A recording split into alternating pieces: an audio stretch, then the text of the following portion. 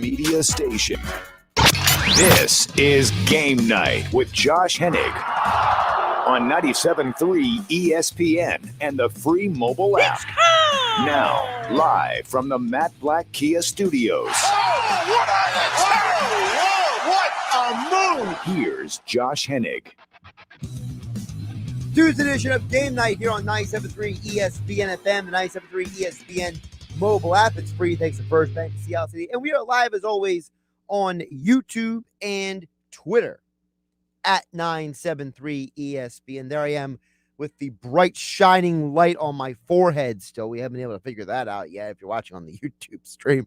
But we are live on your radio. Hope you're all having a great day. A lot to get to here on the show. Jonathan Gann spoke to the media today. Also, we have a situation where, guess what? The Sixers are playing with absolutely nobody again tonight. So we got a lot to touch on throughout the show. Bryan Toporek will join us coming up at 6:20 tonight. By the way, really quick, before we get to any of the sports stuff, everybody is allowed to text in about this. And you can just tell me that I'm ridiculous for saying this or not. But I was having a conversation with somebody earlier today. Am I the only one, or me and my social group, okay? Are me and my social network the only people who are feeling impacted by this time change? Like, I have two friends that have told me that they feel like they're completely lost out of space and time because of this time change. And I feel like in the middle of the day, I'm like running out of steam. I'm having to like double up the caffeine.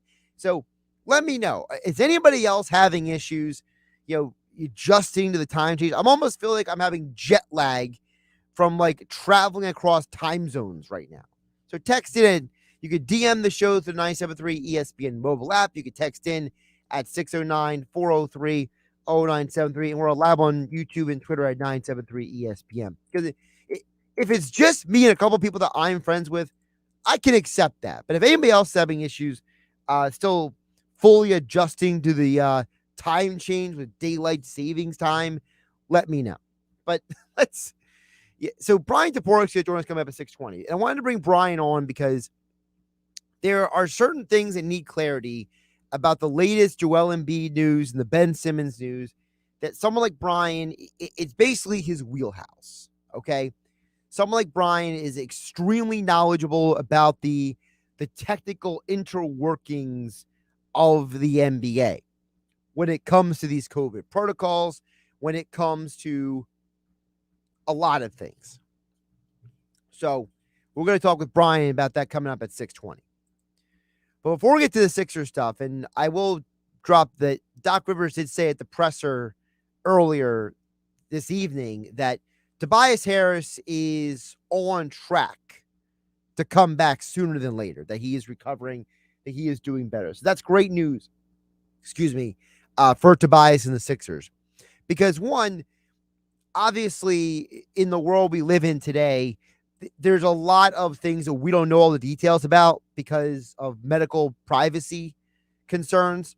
So I don't like to read anything into any of these people who say they've tested positive and they haven't this and they haven't done that, or they have, look, I'm not getting involved in that because there's a lot of nuance with this stuff. And let's be realistic. Half the world don't have time for nuance because they're all a bunch of impatient Neanderthals. Now, that being said, I'm just glad Tobias Harris is on track to coming back for the Sixers. But with the Sixers tonight, they're going to be out there shorthanded again. We know that the Bucks are going to be without Middleton. So this is not going to be a great aesthetic game. And as I told Mike Gill on the Sports Bash, I'll give you a full pick later in the show, but I'm going to lean toward right now and just say outright, I don't think that the Sixers cover the spread. Right now, it's 6. This is the last thing I saw about 20 minutes ago. I got a feeling that the Bucks are going to cover that and more. The Knicks covered their spread last night. I told you that. I feel pretty confident saying that we're going to have 2 straight nights of seeing the Sixers not being able to cover the spread as an underdog. All right, let's get to the Eagle stuff because Jonathan Gannon spoke today, and no offense to Gannon, but I think Gannon is starting to realize that he may have signed up for something and he doesn't know how to handle it. Because you go through the questions he was asked today at the press conference, and the first two questions were about how people are performing against them. And his answers may look really good on a talking points, but it doesn't sound good when you actually apply it to the question asked. Because when he's asked about, well, why are all these quarterbacks having success against you? Why are NFL quarterbacks averaging 75% on completion percentage? He basically just say, well, we're not consistent enough. We got to do better. We have to improve. All right. And then the follow-up question is, well, it looks alarming statistically. Is it alarming to you? Is it something that's fixable? And his answer is, well, it's definitely fixable, but I wouldn't say it's alarming to me. And when people talk like that, it screams to me that I don't think the fan base is willing to accept the truth. And I'm going to tell you guys the truth right here. And I've said this in different variations in the past. But I'm going to emphasize it again right here on Tuesday, November 9th, here on 97.3 ESPN. This organization is where it is because of the owner. Good and bad. You know why Jonathan Gannon isn't alarmed? Because the owner isn't alarmed. You know why Jonathan Gannon has this job? Because the owner wanted him. I pointed this out to Mike Gill earlier on the Sports Bash. And I know some of you Eagle fans out there don't want to hear this. But Howie Roseman is not at fault for this situation. It's the owner. Because Howie doesn't do anything without the owner's permission. There is nothing happening in the Eagles organization without Jeffrey Lurie, the owner, signing off on it. Good and bad. So if you wanted Wentz out of town, the owner signed off on it.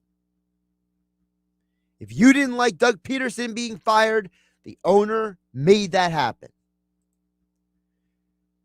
This organization is not alarmed by the issues on defense because the owner is not alarmed. The owner has apparently made it very clear, whether overtly or indirectly, that he is not concerned. Remember a couple of years ago when the report came out that after the Eagles won that game in Green Bay on Thursday night, that the owner was unhappy with how much Doug Peterson ran the ball? And then all of a sudden, Doug Peterson got away from running the ball. And look how that went. After that Green Bay game, the Philadelphia Eagles would go on to go 2-2 over the next 4 games. And part of it was because they stopped running the ball. And then all of a sudden, for 2 games, they won and they started running the ball. Sound familiar? Oh, that's right, because Nick Sirianni stopped running the ball. Then all of a sudden he starts running the ball and they have success again. This is not a Howie Roseman issue. This is an owner issue. You guys can hate on Howie all you want. And I'm not here to defend Howie. Okay? Howie Roseman is going to have to answer for a lot of things one day. And I hope there's a 30 for 30 or an HBO sports documentary or something about it. Because from 2016 to whenever the end of this run is for the front office, I want to know what happened. I need the inside look. I need the inside edition. I need the 30 for 30. I need the E60. I need whatever it is. Because there's so many things that we don't know. People think they know, but they have no idea. The only thing we know is that there's nothing that happens on this organization that the owner isn't responsible for. And when Jonathan Gannon says that he is not alarmed by numbers that honestly should alarm anybody, anybody with half a brain should be extremely concerned that you have a situation where the defensive coordinator doesn't have any sense of urgency for what is going on. Frankly, I am alarmed that the defensive coordinator isn't alarmed. All right. And if you're an Eagles fan, how can you not be? But this is the precedent set from on high. People keep saying things like, well, Howie Roseman refuses to get rid of these draft picks. But is it really Howie? Does Howie Roseman really have autonomy here? Does Howie Roseman really have the unilateral authority to do the things people say that he's doing? Because every report that I've heard and read sounds like the owner has way more authority and way more to say about these things that people are honestly willing to accept, it seems like. I get it. Howie's the very convenient scapegoat. People want to point to Joe Douglas. People want to point to other teams in the division. People want to point the finger to a lot of things. But at the end of the day, if the owner signs off on it, what are you going to do about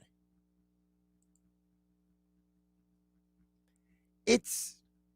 I just look at the situation and I say that you want to know why Sirianni and Gannon are the way they are. You want to understand why we are in this situation. It's because the owner wanted this. And you're just going to have to, bite your lip, take it, take your medicine, whatever you want to call it, and deal with it. Because at the end of the day, the owner gets what the owner wants. It's his football team. And the only thing that you can do as fans is maybe turn around and just stop going to games. That's not going to happen because you're too passionate. You love the game too much. You love the team too much. And you're always going to hope for the best. There's always a little bit of hope buried beneath the negadelphia in some of the fan base. Josh Hennig here on Game Night on 97.3 ESPN FM, the 97.3 ESPN mobile app powered by First Bank of Seattle City. We will get to the Sixers stuff coming up with Bryan Toporek from Forbes Sports NBA writer and the co-host of the NBA podcast coming up in about 7 minutes from now. Over on the text board at 609-403-0973. Rich in the Village says, I'm feeling the same way, man. I'm drained right now. Getting an extra hour of sleep turned out to be exhausting. Go figure. Yeah, Rich, it's weird because I feel like that what's overlooked is that and I don't want to this is not like a health and fitness show, okay? This is sports, but just the general principles that anything that changes your routine, it just throws you off a little bit. And I feel like I got a little jet lag the last 2 days. I feel like I traveled across time zones or something. I don't know what it is. Jay over on the YouTube channel chimes says, hey, what's up, Josh? Sirianni is getting better, though. It's Mr. Sticks 2.0 that's the real problem. Listen, Jay, I don't disagree. I wrote about it on 973ESPN.com. I said it yesterday on the show. To me, Gannon has been a downgrade from Jim Schwartz. And I feel like I can't believe I'm saying that because I thought the whole point of getting rid of Jim Schwartz was to get rid of these prevent defenses, these defenses that were inflexible. Gannon wants to say he wants to have a flexible defense, but he's done a horrible job at applying it. Now, I understand that with Avonte Maddox and Darius Slay going down on Sunday, it didn't help the cause. But at some point, doesn't someone have to turn to Gannon and be like, dude, it's not working. Whatever you're doing is not working. Do something else. Like, if you're the head coach Sirianni, and you say something like, well, it's my name on the wins and losses, doesn't Sirianni have to walk over to Gannon and just be like, dude, Herbert's completed like 9 straight passes, and it, no matter what you do, is not mattering. Don't you have something else in that playbook that's going to work? It's bad, guys. It's bad. And I don't think it's going to get better anytime soon. All right. We'll get more Sixers and Eagles talk coming up. Josh Hennig here on Game Night, 97.3 ESPN FM, 97.3 ESPN mobile app. It's free thanks to First Bank of CLC. Sixers basketball tonight at 7:30, followed by Duke versus Kentucky right here on your home for the Eagles, Sixers, and Flyers in South Jersey. 97.3 ESPN FM. It's Philadelphia Flyers hockey tomorrow on 97.3 ESPN and the free mobile app with Tim Saunders and Steve Coates calling all the play-by-play action. The Flyers host the Toronto Maple Leafs. Coverage begins at 7:30. It's Philadelphia Flyers hockey on the radio home of the Flyers in South Jersey, 97.3 ESPN, and listen live on the free mobile app.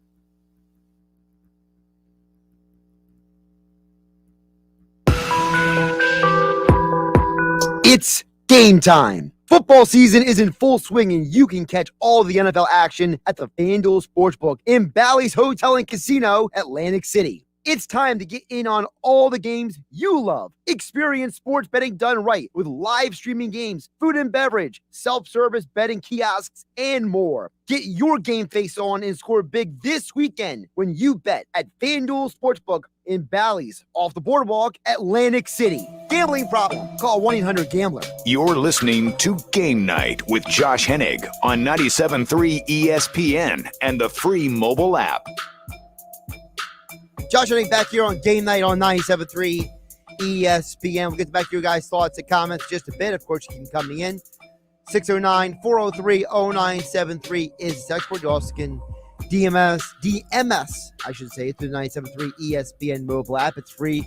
Thanks to First Bank of Seattle City. We are live on YouTube and Twitter at 973 ESPN. But join us right now to get more into the Sixers and the NBA. Bryan Toporek, co-host of the NBA podcast. I should probably change the background on here because this is a different show. There we go. Bryan Toporek joins us right now on Game Night on 97.3 ESPN. Bryan, first of all, how are you doing today? I'm doing well, Josh. I'm healthy, unlike the Sixers, so that's good. But thanks for having me on, as always. Well, it's funny you mentioned that because I initially had a non-Sixers question for you to start the conversation here. So I mentioned this at the top of the show, and I have a couple people who are sympathizing with me, a couple people who are not. Now, you are the perfect person to ask because your current lifestyle is nothing like mine. Okay. So I feel like because of the time change that I feel like I'm a little jet lagged for the last 2 days. I feel like the time change and the extra sleep I got on Sunday has completely uneven the rest of my league. And apparently a couple other people I know are feeling the same way. Have you been feeling any side effects from daylight savings time?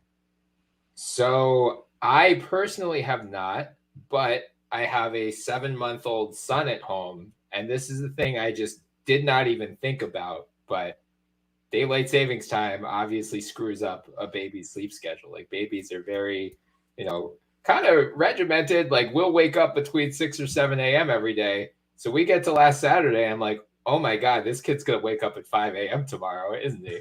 So it's been a challenge this week, trying to get him adjusted to the new time. But knock on wood, he's been pretty good. So what you're saying is your 7-month-old son is handling daylight saving time better than I am. I didn't want to phrase it like that. Well, I did. So there you go. Let's get to the Sixers. Because, Bryan, one of the reasons I wanted to have you on is because you are one of the best people I know at clarifying rules and how things work. And I think that there's a little confusion about what exactly is going on with the Sixers with these COVID protocols. Because what gets overlooked is that Tobias Harris and Embiid are both vaccinated. Right. So these are considered, from what I understand, breakthrough cases. So these rules that they're going through are different than if they were not symptomatic. So can you explain to the audience a little bit about how these protocols work and how and why this is impacting the Sixers the way it is? Yeah, so from my understanding, if you're vaccinated, you're either out for 10 days if you're symptomatic, or if you return 2 negative tests 24 hours apart, you can return earlier than that. It sounds like, because, based on what Doc has said, both Tobias and Joel are symptomatic. It sounds like they are going to miss at least that 10-day stretch. And there's no guarantee that they're back after 10 days. If they're still showing symptoms, if they're not feeling well, I would assume the Sixers would tread cautiously. It's early in the season. There's no reason to rush these guys back. So it sounds like, I was following Doc's comments pregame today. It sounds like Tobias is going to be the first one back. He was the first one to go into protocols next week. He was saying the Denver or Utah game later this week. And then, Isaiah Joe and Matisse Thybulle are the other 2 guys in protocols right now. So I don't believe we've heard either way, whether they're symptomatic or not, whether they're vaccinated or not. Doc, back on media day, didn't clarify whether the whole team was vaccinated. He just said they were in very, very, very good shape or something like that. So I'm assuming these guys are. I'm hoping these are all pretty minor cases. We don't have any like what we had last year with Jason Tatum needing an inhaler after he had COVID. Like, knock on wood, these guys are healthy and back on the floor soon. Because to me, Bryan, that's the part that I keep emphasizing to people. Because what I'm saying is not a position on any of this. I'm just, to me, saying that, we don't have all the information. So because we don't have all the information, it's not on me or you or somebody else to make some proclamation about the Sixers situation. You just hope and pray for the best, because at the end of the day, people's health is more important than a basketball game. And if they're vaccinated, from what we understand, and I don't think anybody's going to dispute this in the right mind, that the idea is that, they're better off than they were without the vaccination. That's the whole point of these guys being told by the NBA and the NBAPA to be vaccinated. So in my opinion, I'm more concerned about Embiid and Tobias coming back healthy than I am about, all this other stuff, I'll call it. Yeah, absolutely. I mean, I think that's really all that matters. Like, when they come back, obviously it'd be great to get those guys back in the fold sooner than later, given how depleted this team is right now. But again, I think the Sixers are going to play it cautiously here, especially this early in the season. And they racked up, this is the value of the wins that they just put together while they were as shorthanded as they were. Like, it gives you a little bit more breathing room if Tobias or Joel ends up missing more than that 10-day period. So, but you're totally right. We don't have all of the information. We only have what's been trickling out. I haven't seen a definitive report either way, whether Isaiah Joe is symptomatic or Matisse is vaccinated. We don't know. But yes, I think really just fingers crossed that all those guys can get back quickly and, don't have any major long-term side effects from this. Now, the other thing I want a little clarity on is when this story came out from Shams yesterday, which almost sounds like a throwaway in the Athletic article, Bryan. I mean, you're reading the Athletic piece, and it's like oh, by the way, he threw in there, which is the second time he's done that in the last few months, by the way. When he mentioned about the possibility of the Celtics and the Sixers talking to each other about a Ben Simmons deal, all I could think of was, well, the last time they talked, the Sixers ended up with Markelle Fultz, and the Celtics got Jason Tatum. So there's a part of me that, now, I understand Danny Ainge is no longer the man in charge. So maybe part of my, worry should be dissipated, brought down a little bit. But still, if you're a Sixer fan, you have these memories of the last time they made a trade, they got hoodwinked. So right. Yeah, you could trade Ben Simmons, and yeah, it sounds great to get Jaylen Brown, but is it? Yeah. Oh, yeah. If that's on the table, which I do not believe it is. I mean, a lot of Celtics beat writers have refuted that report and said these conversations are, nowhere near a trade actually happening. But if there was Ben Simmons for Jaylen Brown 1-for-1 on the table, the Sixers should hold Brad Stevens hostage to make sure that he can get on the phone with Adam Silver to call that trade in. Do not let him off the phone under any circumstances. I think what would, if the Celtics were really that interested, it would probably take one of two permutations. Tatum, I don't think, is on the table at all. So it might have to be Simmons plus stuff for Jaylen Brown. And depending on what that plus stuff is, I would still entertain that possibility if I'm the Sixers. Or the Celtics would pivot and say, we're not doing Tatum, we're not doing Brown. We're willing to include Marcus Smart. We're willing to include Robert Williams, and the Sixers would probably say, okay, that's great. Find a third team that wants those guys, that has the star that we want, and let's loop this into a bigger deal. At the end of the day, I'm assuming that it's going to take 3-4 teams anyway. I mean, that's just my personal assumption, because very rarely do we see trades, Bryan, that happen mano-a-mano. I mean, the Harden deal. I mean, even a decade ago with the Bynum and Iguodala stuff, I mean, was that 5 teams that was involved? So I don't see a scenario where, random dude on Twitter who ran the trade simulator between the Sixers and the Celtics is actually going to be realistic, because, this ain't NBA 2K. Right. And I mean, if there was a 2-team deal to be had, they probably would have had it already. I know the Sixers are waiting to see if some team stumbles out of the gates, and other teams are waiting to see if the Sixers stumbled out of the gate, and it's all just a big game of leverage.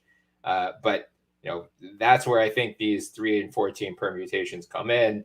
And then also there's the December 15th when guys who signed as free agents, they become eligible to be traded. So Jake Fisher of Bleacher Report published a piece last night in the wake of Sham's article. And, he's saying, look, league sources don't expect this to happen before December 15th. And some are even warning now it might not happen at all this year. Some expect him to remain on the roster through the trade deadline, at which case you would have to assume they're going to reach a resolution to the ongoing impasse between the Sixers and Simmons. Bryan Toporek joining us here on Game Night on 97.3 ESPN at Toporek on Twitter. Of course, he's the co-host of the NBA podcast and Forbes Sports NBA contributor. Bryan, you mentioned, I think, the thing that scares everybody who is a Sixer fan the most. The idea that Ben Simmons is here beyond whatever date that they expect, whether it's, the end of the year, the trade deadline. But didn't Daryl Morey warn everybody? Didn't Daryl Morey said this could be a 4-year thing? Now, I don't think anybody ever thought it would be a 4-year thing. But the idea is that if this could take until the next offseason, I think that is something that some Sixer fans would sign up for insanity. Yeah, I agree. I mean, I think a lot of Sixers fans wanted this to be resolved before this season started. So even having to wait until December 15th through the trade deadline sounds awful to a large group of people.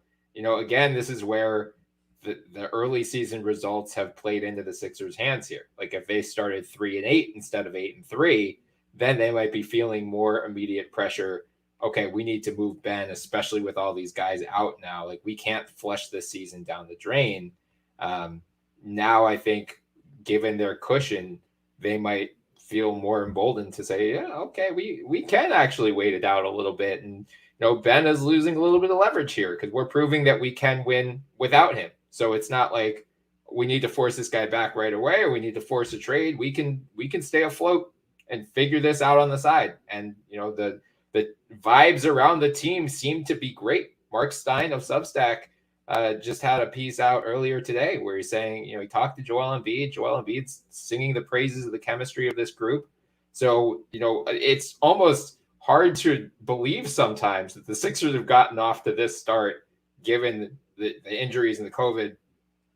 And then they also have one of their best players who just is an afterthought right now. So, yeah, I mean, I don't expect a resolution here anytime soon, although I would be surprised if he's on the roster past the trade deadline, unless they, have come to terms with a return to play protocol and he's like back on the floor actually playing with them. I just can't imagine, you're going to let him sit out the entire season and get nothing out of that $30 million roster spot. Well, Bryan, the other thing is, and I mentioned this last week, and that is, isn't part of Ben Simmons getting traded, the team trading for him, knowing what is going on with him? Like that whole thing last week with Daryl Morey's like, hey, man, how you doing? What's going on? And Ben's just like, I don't want to talk about it. Sixers like, fine, we'll find you. If I'm another NBA team, I'm just like, whoa, man, what the heck's going on in Philadelphia? Like, to me, part of trading Ben Simmons is Ben being a part of that process. And to me, I don't know how Ben doesn't understand that, or if he's getting bad advice, or maybe the person with the NBA PA, the professional that he's talking to, maybe the words isn't actually getting through to him. I don't know what's going on, man, because a lot of this stuff, it's hard to know because we live in a world where people like Lane Johnson of the Eagles or Kevin Love of the Cavs, they have problems. They talked about it. Ben Simmons, we are being told he has a problem, but we don't actually know what's going on. Right. And yeah, I mean, the whole mental health component of it is so tricky. I mean, Woj reported yesterday that he finally has started talking to a team affiliated mental health professional. And I think there's been a lot of misunderstanding about this in general. Like I saw some aggregated reports yesterday and people reacting to it. Like the Sixers don't want to know every single detail of what he's telling the professionals that he's been seeing since the summer. These are the ones that are affiliated with the Players Association, not with the Sixers. They just want some sort of clarity of like, hey man, what can we do to help you? How can we get you back on the court? Like realistically, when do you think you're going to be ready I mean, that was what he went to them last month and said, I'm not mentally ready. They're just trying to get some sense of, okay, that's fine. We're giving you space. We're supporting you. When do you think you might be mentally ready? And I think that's what was frustrating them.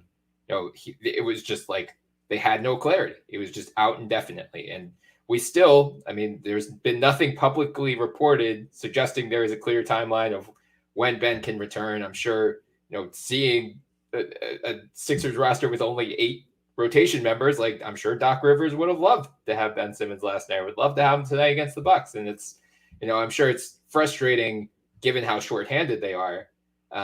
But I don't think we still have no real idea. So I think that's kind of the first step in this whole process is, okay, what is it going to take to actually get him back out on the court? Or is he ever going to be mentally ready to play in Philly again? We still don't know. Bryan Toporek is co-host of the NBA podcast, also Forbes Sports NBA contributor, joining us here on Game Night on 97.3 ESPN. You mentioned the Bucks tonight. Well, the Bucks are 4-6. They're the defending NBA champions. The Sixers are 8-3 and lead the Eastern Conference. So I don't even know what to interpret what's going on right now. Because you look at the NBA standings right now, the Wizards and the Cavs have almost identical records to the Nets, and the Knicks apparently celebrate after every Sixers win now. So, I don't know what to do with the Eastern Conference.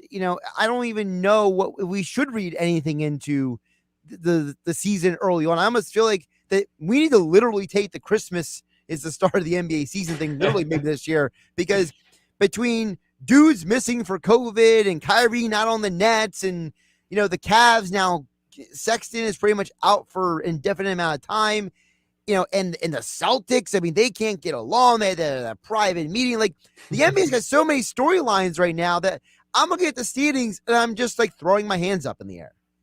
Yeah, I mean, there's the old adage that like 20 games into the season, you tend to know which teams are and aren't going to make the playoffs. We're 10, 11 games into the season. I don't think we're going to have any more clarity 9 games from now, 10 games from now. Like, I could conceivably talk myself into 12 or 13 teams in the East making the playoffs this year. And I've been making this point dating back to the summer. Like, I think the East is just more competitive than the West this year. And it's deeper, it's tougher. I mean, Cleveland is the big surprise so far at 7-4. But as you mentioned, the Sexton injury could make them slip a little bit. But, the upgrades that Washington made in the offseason, the upgrades that Chicago made in the offseason, even the Knicks adding Fournier and Kemba Walker, they were going to be better. Scotty Barnes has been a revelation for the Raptors. So there's a lot of good going on. And then, you bring up the Bucks, they're missing Chris Middleton. He's in the COVID protocols as well. Brooke Lopez has been out with a back injury for most of the season. So I'm not reading anything into them. They're going to be fine once they're healthy. The Hawks are the one that's kind of caught my eye so far. They're 4-7. And, the depth is almost like too much, if that's even a thing. It just seems like they haven't really figured out, how all of these pieces can coalesce together, build off that Eastern Conference Finals run. So I think they'll be fine. I'm not too worried about them, but I am at least keeping my eye out. And then, you brought up the Celtics, and I'm sure everyone listening in right now is enjoying the early season dysfunction there. So we'll see. Again, they've been in a couple overtime games. Those go the other way. They're 6-4, 7-3, and they feel a lot better about themselves too. So, there aren't many gimme games in the East this year. I'll say that much.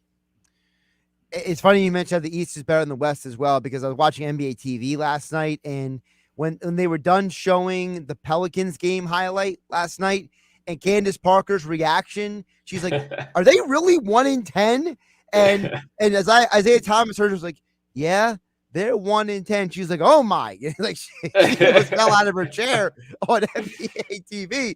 And I feel like the Western Conference, I'm gonna quantify it like this: what's the team in the Western Conference that is going to be most desperate to make a trade before the deadline this year? Probably Minnesota.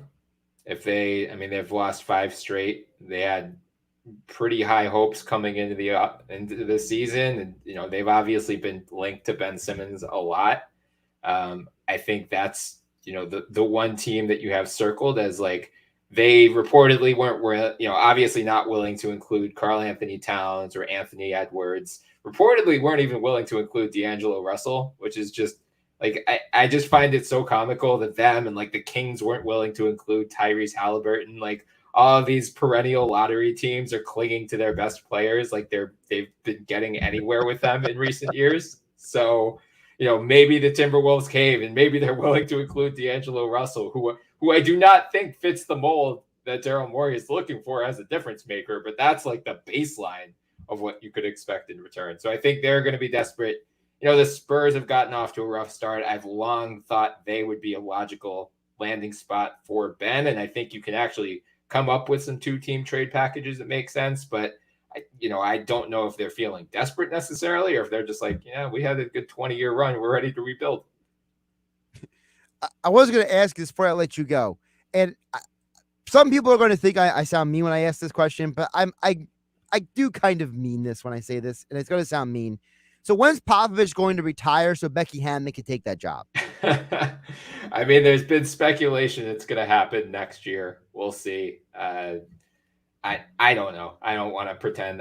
I know, again, Jake Fisher of Bleacher Report, to plug him, he had a very good piece about kind of the Spurs' long-term future a few weeks ago at this point. I know Zach Lowe of ESPN had a good column about it as well. So it's one of the, I don't even want to call it a subplot of this season because there's a lot going on, and I don't think too many people are focused on the Spurs' long-term future at the moment, but it's like one of those things on the back burner that you're just keeping an eye on. Is like, what is their long-term plan here? Because if they are trying to go out, send Pop out on a high note, they are going to have to make a big move. Like, they clearly do not have the kind of top-end talent to compete in the West, so maybe they do get into the Ben Simmons bidding, but we'll see what happens once we get closer to December 15th.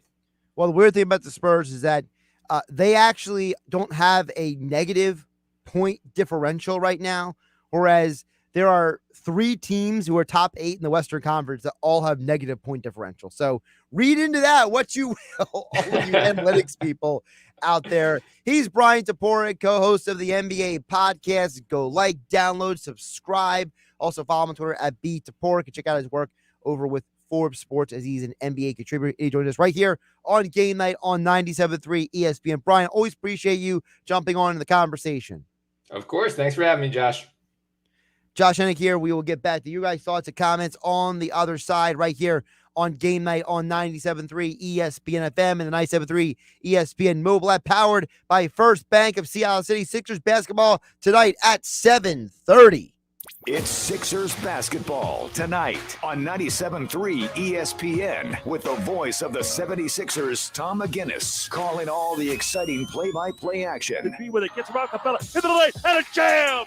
And Joel Embiid rocks the rim with a slam. The Sixers host the Milwaukee Bucks. Coverage begins at 7:30. Philadelphia 76ers basketball on your radio home of the Sixers in South Jersey. 97.3 ESPN.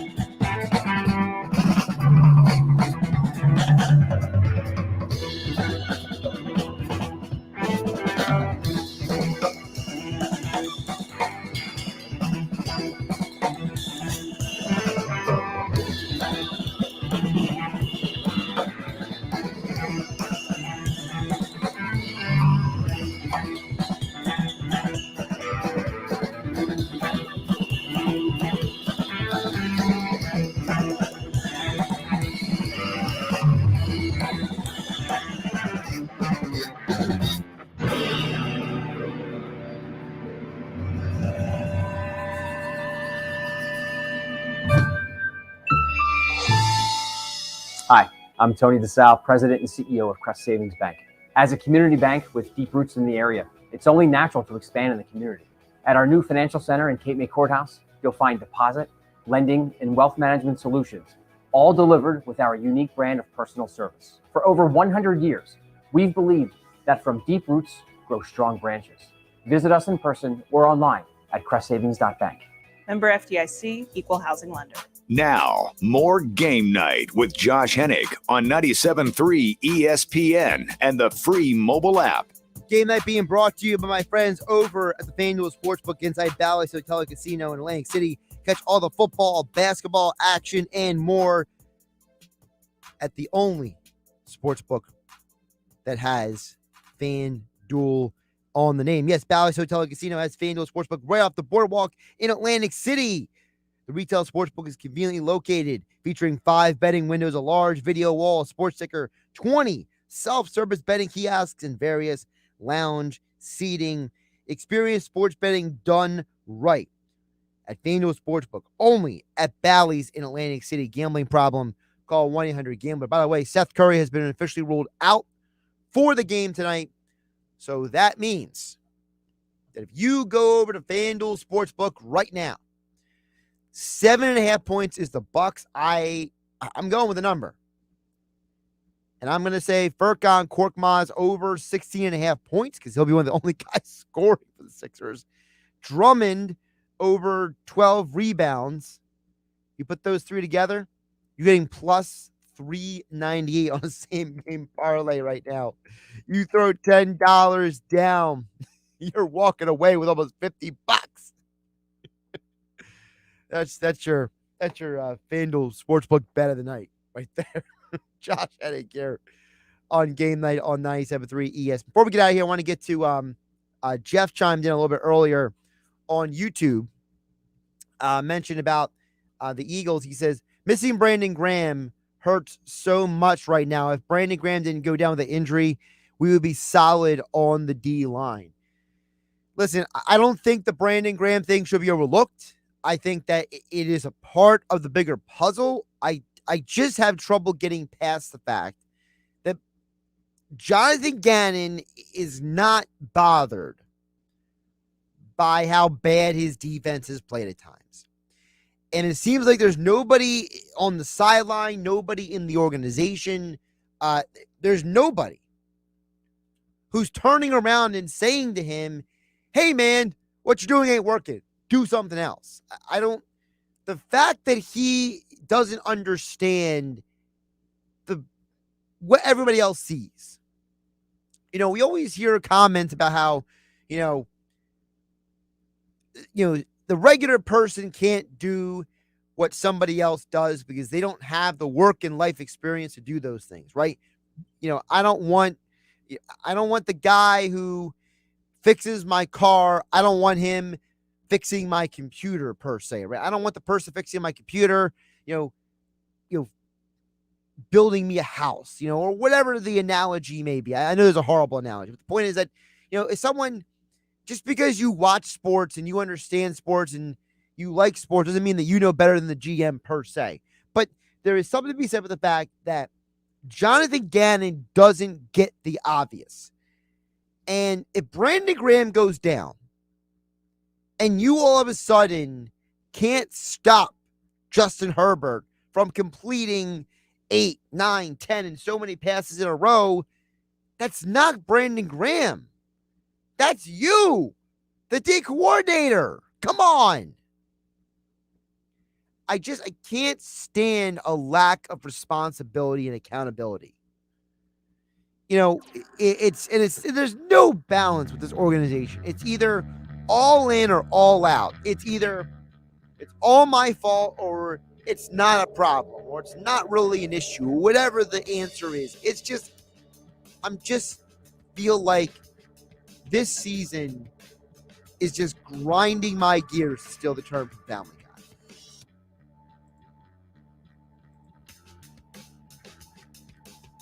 All right, Sixers basketball tonight, 7:30 p.m. here on 97.3 ESPN. Following that is the Champions Classic, Duke versus Kentucky. Of course, this is Mike Krzyzewski's final season at Duke as the men's basketball coach. I'll be back tomorrow at 6 p.m. talking more Eagles and Flyers. Flyers are back in action tomorrow night. Mike Gill, the Sports Bash, back tomorrow for a Wednesday edition of the show at 2 p.m. Of course, make sure you follow all the news over at 973ESPN.com. The madness is back. The college basketball season tips off today. The Champions Classic in Madison Square Garden. 5 seconds to go for 3. For the top. Yes, sir. And 9th-ranked Duke and number 10 Kentucky. Are you kidding me? The college basketball season continues only on 97.3 ESPN. South Jersey's home for the NCAA tournament. Coverage begins after Sixers basketball.